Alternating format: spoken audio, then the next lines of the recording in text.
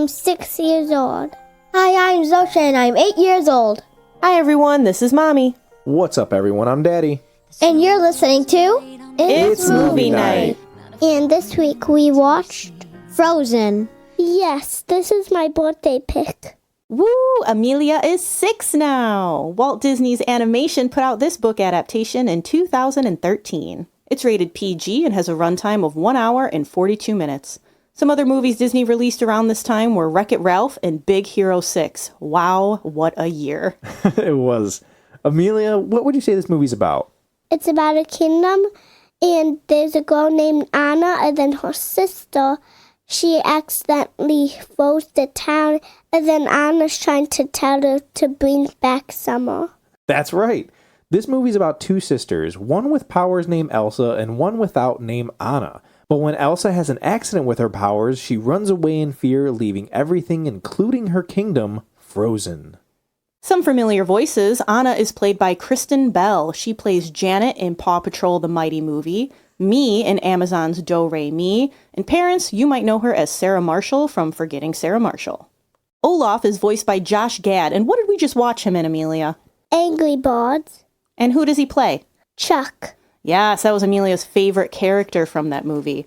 We also see him as Ludlow Lamonsoff in Pixels and LeFou in the live-action Beauty and the Beast. And would it even be a Disney animation without this man? The Duke of Weaseltown is played by Alan Tudyk. He was most recently Valentino in Wish, Iago in the live-action Aladdin, and he plays K2SO in Rogue One, A Star Wars Story. The directors of this movie are Chris Buck and Jennifer Lee. Together, they also directed Frozen 2. But Chris Buck also co-directed Tarzan, Surf's Up, and Wish. And then on her own, Jennifer Lee wrote Wreck-It Ralph, Zootopia, and A Wrinkle in Time. So we got a decent lineup between these two filmmakers. Oh yeah, I mean, Tarzan alone, and then to write Wreck-It Ralph, I think that is one of the most brilliant animations outside of Monsters, Inc. It's fantastic. I mean, and Wish. We all gave Wish 4 thumbs up, so I mean... Yeah, they did a great job putting all those Easter eggs into that film. So, Mommy, you said this movie came out in 2013. Do you remember what age you were when you first saw this movie? Did you see it in theaters? And do you remember liking it? I saw it with you. It was not in theaters. We watched it in my living room at my parents' house, and I was 21 years old. And we didn't like this movie the first time we watched it. No, we didn't. I don't even remember why. After all this time, I honestly can't tell you why we didn't like it. Do you remember anything? I think at the time when we had just gotten this Blu-ray disc, on the back it said something along the lines of the best musical since Lion King. And we were like, no way, you can't compare those two to each other. So we kind of just had animosity towards what critics were saying. And we went in with negative attitudes, I think. We were being hipsters. We were being hipsters. We were being hipsters and defending 90s kids everywhere for Lion King. But... pretty much. I don't think I could do that anymore. And girls, do you remember the first time you saw this movie? Yeah, I was probably a baby when I saw it. That checks out because I know your second birthday was all themed Frozen. So it was some point before your second birthday you've seen this movie. I think I saw Frozen 2 first. Yeah, you weren't somebody who could just sit down and watch a movie like Zosha did. So I know that we were skeptic when we brought you to see it on the ship to see Frozen 2. But we like, oh, you know what? If she doesn't like it, then we can just walk out. At least we didn't pay for it because it's free on the ship. But yeah. Frozen 2, yeah, that was your first movie you ever saw in theaters. And it was on a cruise line. It's a way to go, yeah. That's the way to go. So we had already mentioned the music. Let's talk about it. Yes, the music was done by Kristen and Robert Lopez, who also did the music for Frozen 2. They did the song Agatha All Along from WandaVision, and a song that is very close to our hearts is Remember Me from Coco. Yeah, this couple, they haven't done much. I wish they would do more because all the songs that you had just mentioned, everything from Frozen 2 are all banger songs. There are a few of them from Frozen 2 that I was like, man, the song's not very great, but it's still lyrically a good song. They have meaning. They do. All right, girls, listen up. I am going to list all the songs in this movie, and I want you to tell me your favorite and your least favorite. So we have Do You Want to Build a Snowman, For the First Time in Forever, Love is an Open Door, Let It Go, Reindeers Are Better Than People, In Summer, the reprise of For the First Time in Forever, and Fixer Upper. Zosha, what's your favorite song? Let It Go. It's a banger song. Yeah, absolutely no one's going to argue with you there. What about your least favorite? Reindeers are better than people. It's very short. Yeah, very short song. They had to give Kristoff something. How about you, Amelia? What's your favorite? Let it go. Let It Go as well. What about your least favorite? I like them all. Okay, that sounds about right. How about you, Mommy? What's your favorite song from this movie? It's hard. It's really hard, but I think I'm going to go with For the First Time in Forever. Okay, it's a good song. It's so good. There's just so much energy it brings, and I can sing that song pretty loud in this house. How about least favorite? Least favorite, I don't think it is a bad song by any means, but Fixer Upper, I would say I'd put at the bottom of the list. Okay. What about you, Daddy? My favorite song is Love is an Open Door. I think this is awesome that this is like one of the first songs that goes with a villain, like much like Magnifico when he sings with Asha. At all costs? Yeah, like this is that first version of that. This is the first time we get something like that where a villain sings with the hero, and it's awesome. And it is. It's a beautiful song. And then my least favorite would be Fixer Upper as well. I just don't like it, but we're going to get more into that when we get to negatives, and I'll explain more. But with this music, we love it so much, which is why we are so grateful for an attraction or entertainment, if you will, that they have in Disney's Hollywood studios. And what do we have to hit up every time we're in Disney World, Daddy? We always hit up, for the first time in forever, a Frozen sing-along celebration. It has all of these songs, and it's really cool because they have these two narrators. I think they're the historians of Arendelle, is what they call themselves. And they're hilarious. They are. They recap this movie, not like Olaf recaps the movie in like Frozen 2, but they just recap the movie so fast, and they have the songs, and we all sing along. And it's a giant like auditorium, and it's just so entertaining. It's great for parents because they have like adult jokes because the woman is always like, ooh, that Hans, he's so great. You know, he can never do wrong. Yeah, and ooh, Kristoff's leather. Like, it's so funny. It's so good. So yeah, if you're ever in Disney's Hollywood Studios, you gotta check out, for the first time in forever, a Frozen sing-along celebration. And if you're there for Christmas time, they do a special winter version of this show, and they add songs from Olaf's Frozen Adventure. Like, I know for sure they add When We're Together, the song they sing at the end when they're all gathered around the Christmas tree. And it's just, and then me and Daddy cry. It's great. Yep. So another talking point that I want to bring up for you all is the shock value of this movie. This movie has arguably one of the biggest shock factors in any Disney movie ever. I'm going to bring some up. So in 1999 in Toy Story 2, they revealed that Stinky Pete was the bad guy the entire time. When he's not in the box, I was 9 years old and I was like, oh my gosh, he's the bad guy? This is crazy. You're like, Stinky Pete, no! Yes.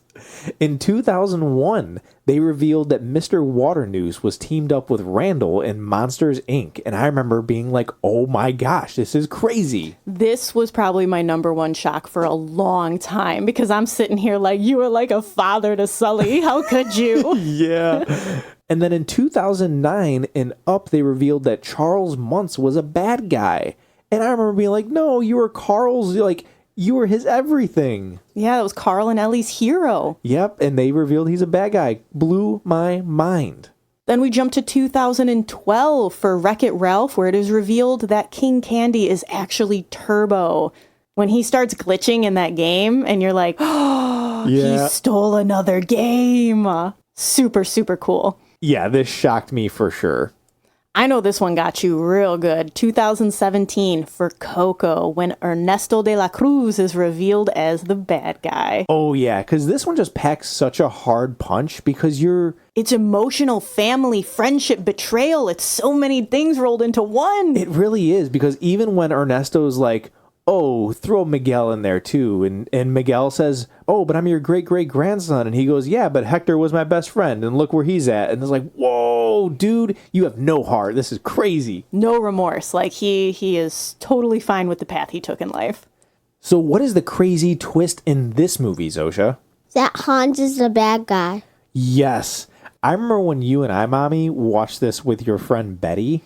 That is probably the best time ever that I've watched a person watch a movie. Everyone's done this, where you show one of your friends like one of your favorite movies and you just look for their reaction. Hands down, best face of my life for this moment. She was so shocked. Her jaw was literally down to her chest. She audibly gasped, and both of us were just like, we just laughed. We were laughing so hard because it was just so good.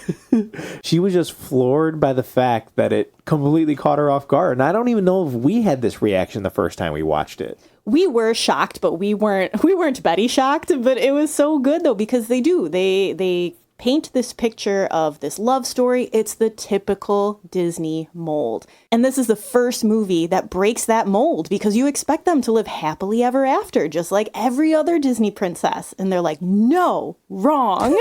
Yeah. Do you think that this is the biggest shock in a Disney movie ever? Yes, I do. Okay, I think the Ernesto one hit me a lot harder. So Ernesto holds the top spot for me for shock moments. I feel like if you went on the internet and did a list, they'd both be pretty high up. They would be. So while watching the movie, obviously this is a typical Disney movie, so there are some parents lost in this film, and the girls had asked me, where were they even going? Amelia, where do you think that Anna and Elsa's parents were going? Rapunzel's wedding. Yes, that is the rumor online, that her parents were going to Rapunzel and Flynn Rider's wedding. Although that's disproven with the second movie. Yes, it was, but that is a rumor that was going around, because later on in the movie, who do we see, Amelia? Rapunzel and Flynn. Yes, we do see them. When did they come out, Zosha? When Anna comes out of the gates. Yes, it's while she's singing for the first time in forever, and she sees that they opened the gates, and she's walking out into the crowd and seeing all the people of Arendelle finally walking into the castle. And we see the back of Eugene and Rapunzel walking along that bridge to the castle. Yes, they're there for the coronation of Elsa, which is interesting because it's like, that's the rumor, is that they're cousins. Mm-hmm. And I'm like, this would be so cool. I would love it if they did a Frozen 3 or a Tangled 2, and we get to see these two characters that have powers use them to some degree together. Even if it was a short, because, I mean, there's no denying that Frozen has some awesome shorts. Yeah. Even Tangled. They do. Now, let's talk some favorite scenes from this movie. Amelia, you said you have a favorite scene? When Kristoff and Anna meet Olaf for the first time. Oh, in that magical winter forest. What do you like about that scene? I like when Anna puts in his nose and then he's like, dinky tiny nose. I've always wanted a nose. So cute. It's like a little baby unicorn. Yeah, and what is his nose? A carrot. Who tries to eat that carrot? Sven. Yeah, that whole scene, it is cute. It's so cute. Zosha, did you have a favorite scene? Yes, I did. Oh, okay. What is it? It's when Anna punches Hans in the face and into the water. Why'd you like that scene? 'Cause he deserved it. He sure did. He does. Daddy, did you have a favorite? I like the scene when Anna and Kristoff are going up the North Mountain, and Kristoff asks why the queen went crazy, and she says, oh, well, because I introduced her to a guy that I was going to marry that I just met that day. And she continues to go on with her story, and twice Kristoff interrupts her to say, you were going to marry a guy that you just met that day? And she's like, yeah, keep up with everything I'm saying here. It's true love. Yeah, it's so funny, because he even goes on to say, like, well, what if you don't like the way he chews? Or what if you don't like the way he picks his nose? And she goes, he is a prince. He does not do that. And he says, all men do it. What if you hate the way he eats? What if you hate the way he picks his nose? Picks his nose? And eats it. Excuse me, sir. He is a prince. All men do it. Ew. It just seems like a natural conversation to be having. Yes, I really like the part in that same scene, too, where he goes, hey, didn't your parents ever warn you about strangers? And then it finally clicks in her head, and she, like, slides over away from him in the sled and goes, yes, they did. Did you have a favorite scene, Mommy? I really love the entire montage while Olaf is singing In Summer, because it's just so innocent, and he just really wants to know what summer's all about. And I love that cutaway to Kristoff of, when I finally do what frozen things do in summer. I'm gonna tell him. Don't you dare. obviously, snowmen can't live in the summertime because they melt, and it's so cute, and I love the song, and I just think Josh Gad does great with it. He does do a good job. So it seems like we already started this, but let's go into some positives. I absolutely love the fact that this movie is all about strong women. It's a fresh story. It's a love story, but it's between sisters instead of a couple for once. And I just love that Disney finally broke that traditional mold.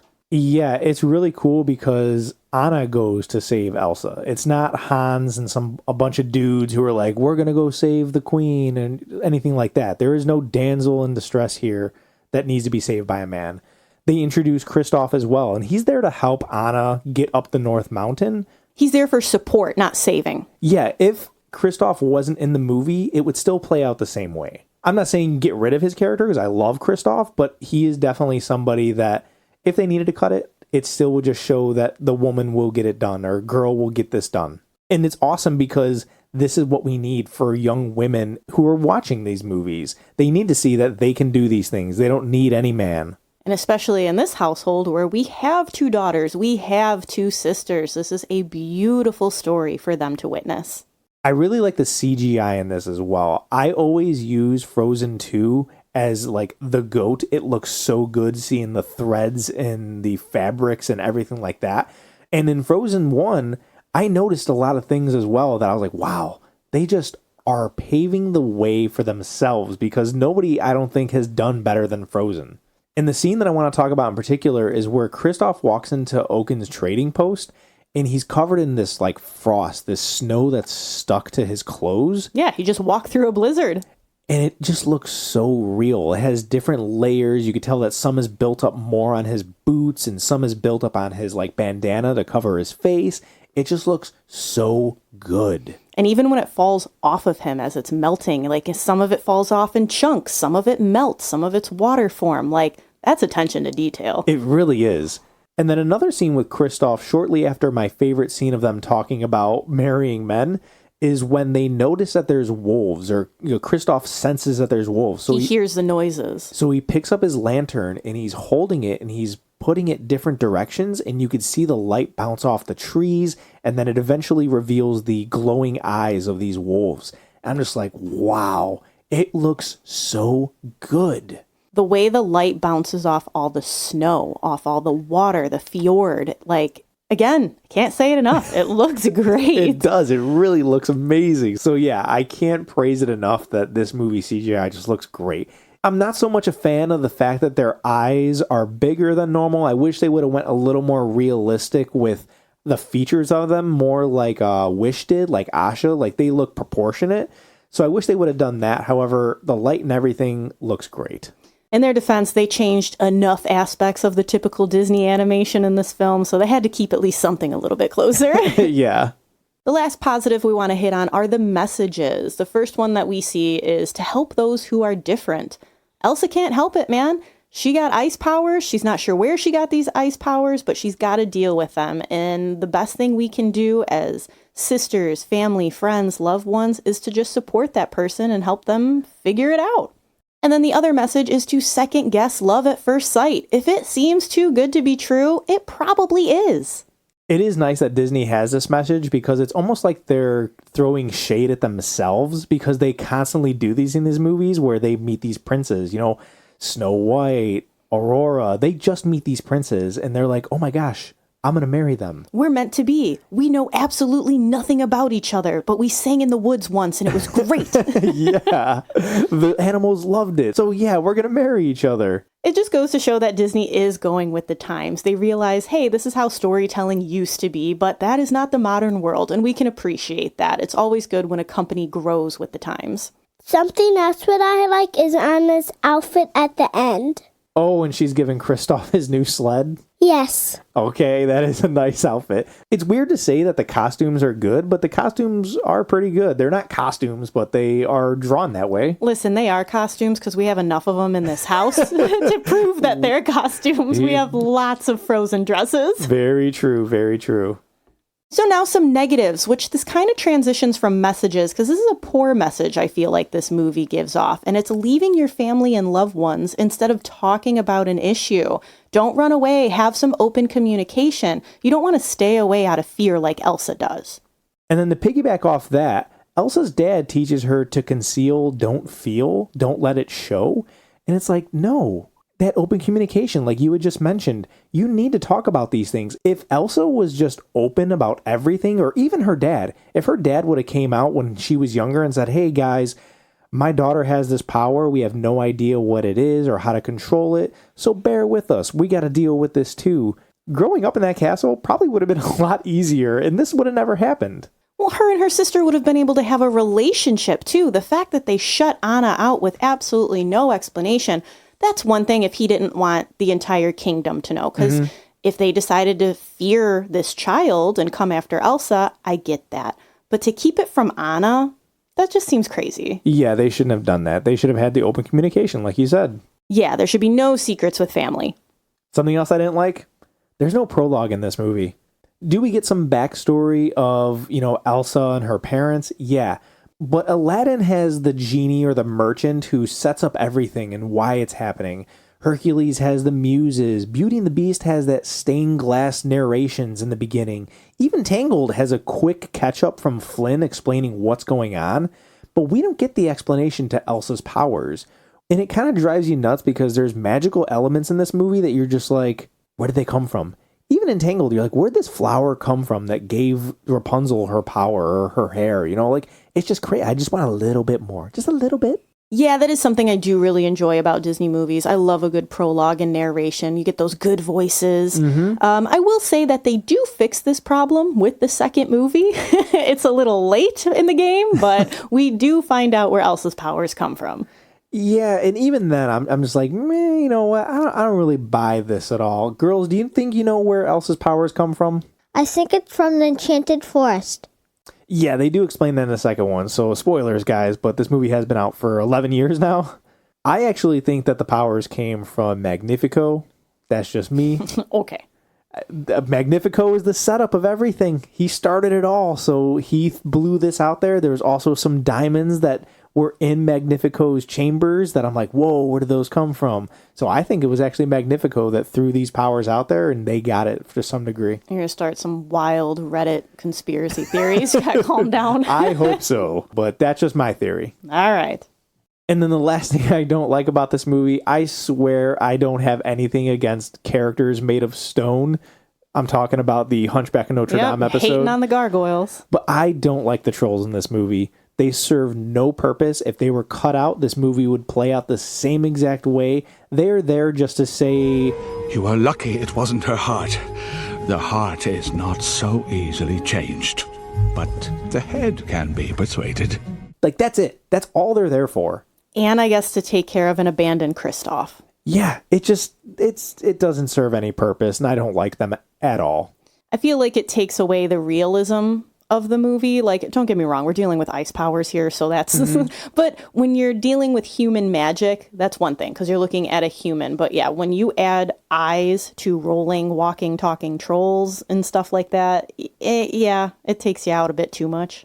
Even to bring up Tangled again, she has these magical powers, but there's no other magical elements of this movie that can throw you for a loop and say, wait a second, there's this too? And no. That's the thing with Frozen is like, yeah, okay, we could accept that Elsa has these powers, but yeah, what are these trolls? Yeah, because Rapunzel has Pascal, but it's not like he talks. No. He understands her. They have a friendship, but it doesn't break that barrier of having something that shouldn't talk. Yes. Girls, do you like the trolls? I kind of like the trolls. Okay, how about you, Zosha? I don't like the trolls. Wonderful. Thanks for being on my side for this one.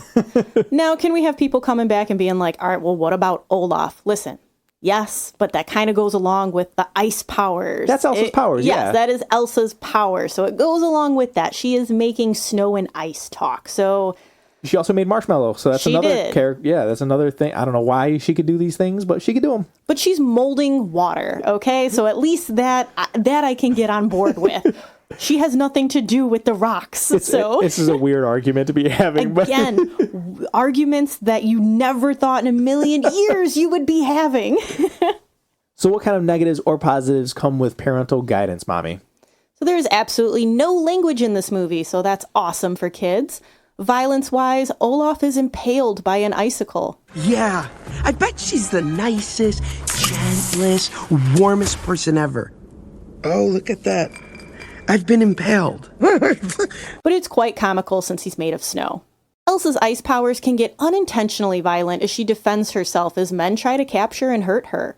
Anna and Kristoff are chased by wolves and marshmallow, which ends in sleds and people jumping off cliffs, but only Kristoff's sled was harmed. Zosha mentioned that Anna punches Hans in the face, which he deserved because Hans was also planning to harm Elsa with a sword. Mm-hmm. Scary-wise, I think the wolves and Marshmallow could frighten little ones. Zosha, didn't you jump at a part in this movie this time? Yeah. What part? When all the soldiers from Arendelle were coming to find Anna, they found Elsa's castle, and Marshmallow just jumped up and they were trying to fight him, and it really scared me. Yeah, I don't even know how many times we've seen this movie, and it got you this time. It was pretty funny. And Elsa accidentally harming Anna could also cause some anxiety. Another anxiety part was when Kristoff is going to save Anna, and he's riding Sven through the fjord that's like cracking. He goes underneath one of the boats that's toppling over him, and it's just getting tighter and tighter and tighter, and it looks like he's not going to make it. And how many times I've seen this movie, and this part still gets me of like, oh my gosh, is he going to make it? I know he's going to make it, yeah. But it still got me. And then we've got some grown-up stuff. Classic Disney is out here taking parents. The girls lose their mother and father in a shipwreck, and we see a brief scene of that loss. The entire talk of falling in love with someone you just met and getting married could go over some kids' heads since they don't really think about relationships like this yet. There's also a part where Hans states your sister is gone quite blatantly to Anna. Some toddler parents might not be ready to explain death just yet, and there's no avoiding it with this sentence. There's also no avoiding it with Disney, so... Yeah, I mean, pretty much. Lastly, cry factor, the end. It personally gets me every time when Elsa is hanging off of Anna sobbing. Can't do it. Yeah, it made me cry too. Yeah, you went over to snuggle with Daddy at that part, didn't you? Yeah, I just needed a hug. And you got it, because I needed it too, because I cried as well. Tell you, this part's just so emotional, because you feel that sadness and that pain. It bounces back fast, but yeah, it still gets you. And as for an age recommendation, you know your kids better than we do. We're just here to give our opinions, and we're going to say no age. This movie's fun. Everyone's going to enjoy it. It's for all ages. Go ahead and show them. Rotten Tomato critics have this movie certified fresh at 90%, which is a thumbs up. Audiences have it a little bit lower at 85%, but still a thumbs up. Let's see how it holds up in our house. Zosha, do you give Frozen a thumbs up, a thumbs middle, or a thumbs down? Thumbs up. Thumbs up. Why a thumbs up? Because it's really funny. It's really funny. All right, Amelia. Thumbs up. Why a thumbs up? Because I like the songs. You like the songs, Mommy? Thumbs up. This movie has great messages. It's got awesome jams, and the rewatchability, I can keep going. Okay. What about you, Daddy? I'm going thumbs up as well. This movie's great. I love that it's the first time we're seeing these two sisters or two strong women in the movie take over and do their thing. It's just a lovely film. I love it. Gives you all the good feels. It does. And if any of you would like to add Frozen to your movie night list, it is currently streaming on Disney Plus or available across platforms. And after watching, let us know if you give it thumbs up, thumbs middle, or thumbs down. And when you want to let us know what you think about the movie, please find us on social media. We like to post pictures of us on our movie nights, letting you know what snacks and sweets we're eating. We post a dad joke as well as a sneak peek clip themed to the episode coming out that week. It's a fun place to hang out. Our Facebook is It's Movie Night, and our Instagram is It's Movie Night Pod. Thank you for listening. Join us next week for another movie night. Bye.